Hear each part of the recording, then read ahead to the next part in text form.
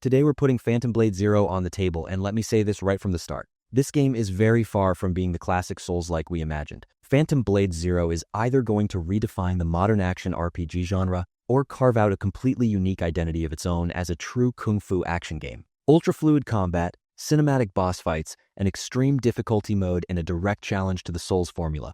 We're going to break down all of it step by step in this video. If you enjoy deep dive analyses like this, don't forget to like the video and subscribe to the channel. Let's push this video to 1,000 likes. If we hit 1,000 likes, I'll know you love Phantom Blade Zero, and I'll continue covering every new trailer, piece of news, and update in detail. If you're ready, let's begin. This game is one of the rare projects in recent years that genuinely tries to break away from the classic action RPG molds. From day one, people automatically tried to label it as a Souls-like, but the development team openly pushed back against that. In fact, the sentence spoken by game director Fenralion pretty much sums up the entire industry right now. There are already too many Souls games. Phantom Blade Zero starts exactly from that point and actively tries to separate itself from the crowd. At first glance, that reaction is understandable. When you watch the trailers, games like Sekiro, Nioh, and Wo Long immediately come to mind. The close camera, brutal boss encounters, and parry-and-dodge-focused combat naturally create that association. But here's the key difference. Phantom Blade Zero doesn't aim for the slow, heavy, and methodical combat pacing of those games.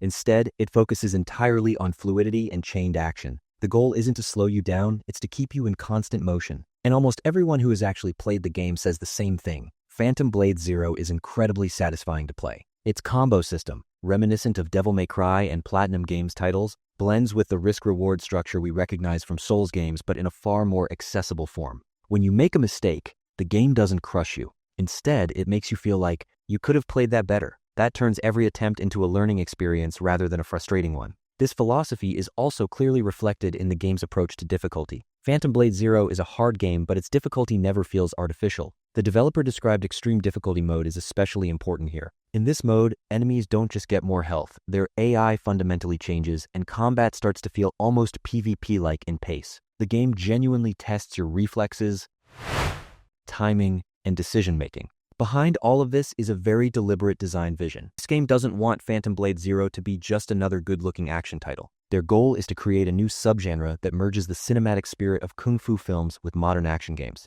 They describe it as a kung fu action game, or more boldly, a wuxia action identity. And this isn't just marketing language, it's a philosophy woven into every second of gameplay. Another reason Phantom Blade Zero is being talked about so much is the story of the studio behind it. S-Game might look like a team that came out of nowhere, but their roots actually run deep. The studio's CEO, Fenralion, once developed an indie RPG called Rainblood entirely on his own using RPG Maker. Phantom Blade Zero's universe is essentially a modern, massively expanded reinterpretation of that original narrative. The real turning point came in 2023, when the game was revealed at the PlayStation Showcase. That trailer became the second most watched video of the entire event and, in the studio's own words, forced the project to grow far beyond their original plans. The team actually didn't want to reveal the game that early, because development was still in its early stages. But the overwhelming reaction completely changed Phantom Blade Zero's trajectory. It's also impossible to ignore the impact of Black Myth Wukong in this context. A Chinese studio achieving massive AAA-level success effectively kicked the door open for the industry. Phantom Blade Zero arrives riding that very wave. As Liang has pointed out, China has long been one of the largest gaming markets in the world. What was missing was the confidence to turn that potential into major console and PC projects. Black Myth provided that confidence, and Phantom Blade Zero is now one of the strongest candidates of this new era. Here's one of the most interesting parts. Everything we've seen so far, trailers and playable demos, doesn't even come from the main story. The developers intentionally kept the core narrative in the background and focused first on proving how the game feels to play. Because Phantom Blade Zero's biggest claim isn't that it looks good, it's that it feels incredible in your hands. And journalists who've played it are all saying the same thing. Once you have the controller, the game truly flows. Looking closer at the gameplay, Phantom Blade Zero establishes a very unique balance. It borrows the tension and exploration from Dark Souls, the combo philosophy from Devil May Cry, and cinematic presentation from Resident Evil, but instead of copying them, it reshapes everything through the rhythm of kung fu films. Fast parries, instant directional dodges, and environment interactive combat are what truly separate it from traditional action RPGs. The story is just as ambitious as the gameplay. You play as Soul, an elite assassin who is framed as part of a massive conspiracy while serving a mysterious organization known as the Order.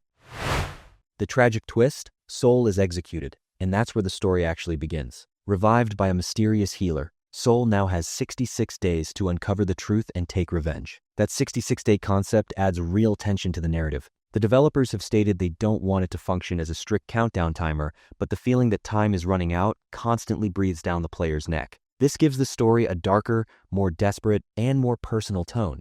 You're not saving the world, you're fighting for your own life. The depth of the combat system supports this dramatic structure perfectly. You can equip 2 main weapons and 2 secondary weapons, each with a completely distinct playstyle. Some favor aggressive combos, others focus on defense, parrying, or area control. Over 20 weapons are planned, each with unique animations inspired directly by Kung Fu cinema. This keeps combat from ever feeling repetitive. A strategy that works against one enemy may completely fail against the next boss. Some attacks are marked in red, forcing you to dodge, while blue-marked attacks can be parried with precise timing. Successful counters don't just give you an advantage, they trigger special animations that reinforce the game's cinematic identity. All of these mechanics support Phantom Blade Zero's promise of being hard but fair. Many players emphasize that even when they fail, they never blame the game. Every death feels like preparation for the next attempt, turning the experience into something addictive rather than frustrating. Another major reason Phantom Blade Zero leaves such a strong impression is its visual language. Built on Unreal Engine 5, the game doesn't chase realism for its own sake, it aims for a fully cinematic atmosphere. The camera stays close to the character, lighting emphasizes dramatic moments,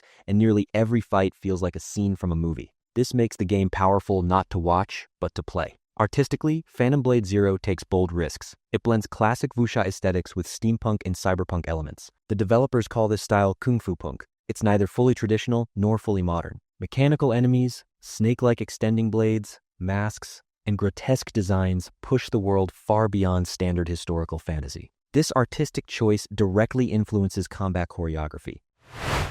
You're not just fighting enemies, you're fighting the environment. Wall running, jumping off pillars, continuing combos mid-air. These moments break completely away from the traditional Souls formula. That's why so many people say Phantom Blade Zero doesn't feel different when you watch it, but when you play it. Boss fights are where this cinematic approach shines the most. These aren't just enemies with large health bars. Each boss has unique animations, multiple phases, and its own combat rhythm. The multi-phase bosses shown in the Year of the Snake demo clearly demonstrate how ambitious the game is. Mistakes aren't forgiven, but every failure prepares you better for what comes next. When you put all of this together, it's easy to understand why Phantom Blade Zero has generated such massive expectations. This isn't just a good-looking game, it's a project with a clear identity, a willingness to take risks, and a desire to push the genre forward. That's why many already see it as the most ambitious Chinese action game since Black Myth: Wukong.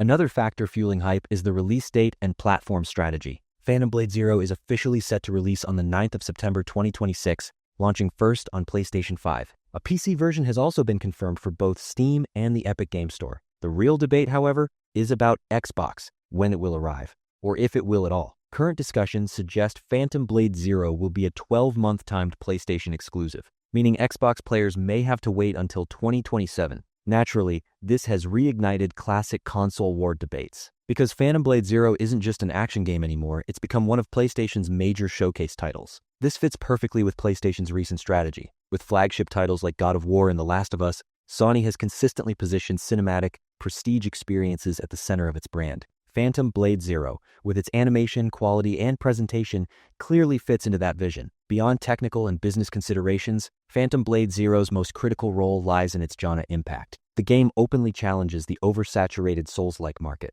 The endless cycle of harder, darker, more punishing games has created real fatigue among players. Phantom Blade Zero doesn't reject the formula entirely, it redirects it. Is it a Souls-like, or the birth of a new Kung Fu action genre? We'll only know once we truly play it. Until then, we'll continue breaking down every new trailer, demo impression, and developer update right here. If you want more Phantom Blade Zero content, don't forget to like the video, subscribe, and let me know your thoughts in the comments. Your support is what keeps these deep dive videos coming. See you in the next one.